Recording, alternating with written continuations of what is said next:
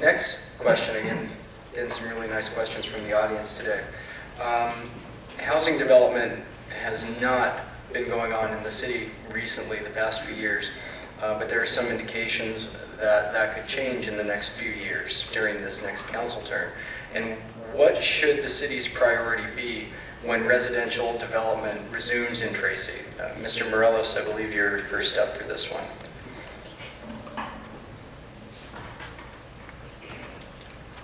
I think one of the biggest things in regards to residential development has been infill.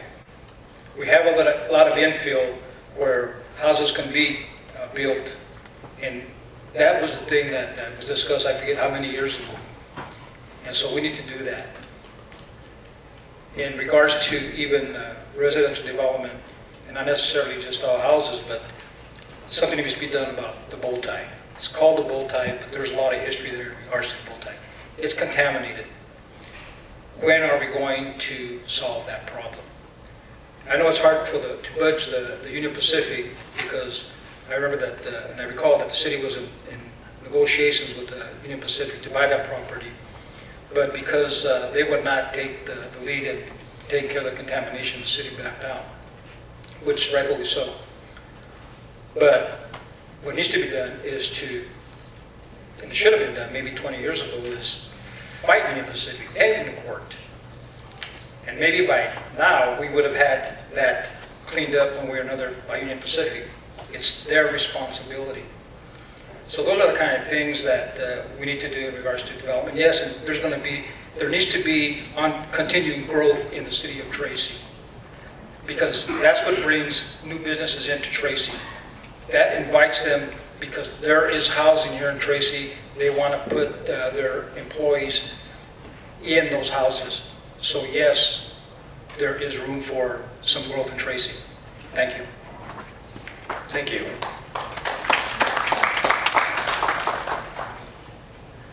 So priorities for housing, residential, residential growth here, as the market has dictated so far, where we are right now. But in the future, we will begin to do housing, build housing, develop around town again. And one of the things I think that should be priority that we should look at is just the makeup. Look at the makeup of what Tracy is now and what we're looking for in the future, and just hearing some of the studies and the reviews as far as for bringing in new companies and bringing in the hospital and all the type of jobs that we're looking to bring here. We're going to have more dense housing. We're going to have more apartments. I prefer to live in a single house, but there are others that prefer to live in apartments. So we need to have nice housing. We need to also provide executive housing. When I was looking to bring some guests to town, I was looking for hotels and higher class hotels for companies that they're looking for. So there's just some things that we need to look at doing if we want to take our city to that next level. And so I believe that the housing, just in the short of it, that we should look at some more dense housing. Thank you. Thank you. Mr. Birdsall.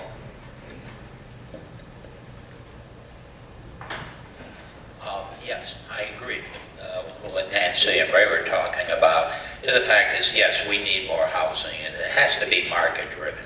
We do not want to flood the market with a lot of houses and there's no sales. It doesn't really make sense. But going back to economic development, which is really a driver of a community, is when you start to look at it, and if you're going to bring companies over here, you got to have diversified housing. If you want to bring an executive out of the Bay Area, you have to have some top-level housing. Some of the housing is not available at this moment in Tracy, but you do have to have housing. If we would have gotten Amazon back when it was being discussed, and you create 2,000 jobs, you got to have a place for these people to live. They're not all here today. So you have to look at it. It has to be market-driven. It has to make sense. And I think the big part of it is just don't overbuild. And I think when it comes down to who should build first, etc., who's ready first? Who's really ready to go? Money is in line. The market is there. Should all of it be given to one person? No. You have to have a balance between infill and between subdivisions. And I people may be looking at a subdivision. Sometimes just sitting around the table talking with the city, you might be able to figure out how it can be divided in a fair way, where everybody has an opportunity to build, have the diversity in housing, and the city is going to grow. And if you want economic development, you have to have a place for people to live. Thank you. Was the question specifically prioritizing growth or prioritizing residential growth? The question focused more on residential growth. Okay, I'm going to answer it the other way though, because It's your microphone. you know the general growth. You know, there was a time that residential development was the king in Tracy. It will once again be a very key element to growth in Tracy, but the key element in the shorter term will be economic development, bringing in new businesses, expanding jobs, and that, as Roger alluded to, when people want to bring their business or expand their business, they're looking for, are there places for my people to live? Are there places for my employees to afford a home? Is this a quality town for my employees? Conversely, when you have retail enterprises, they look at the rooftops. You know, the classic example, everybody said, gee, how can we get a Trader Joe's? They have a business profile, they're looking for X number of rooftops. And when you get those rooftops, be it Trader Joe's or whomever, they will consider. So it's all intermeshed. The focus needs to be on general economic development, bringing investment, bringing jobs. People with money will be able to buy houses. And that will drive our market. It has to be market driven.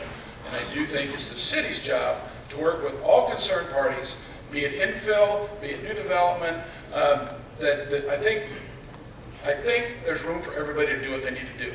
That there has to be a high level of cooperation, but I think this is something that can be done. And you know, that's what I'm committed to seeing done. But everybody get a shot to get their projects forward, and that we continue to be a quality community for people to live, and we have quality housing projects coming forward. Thank you.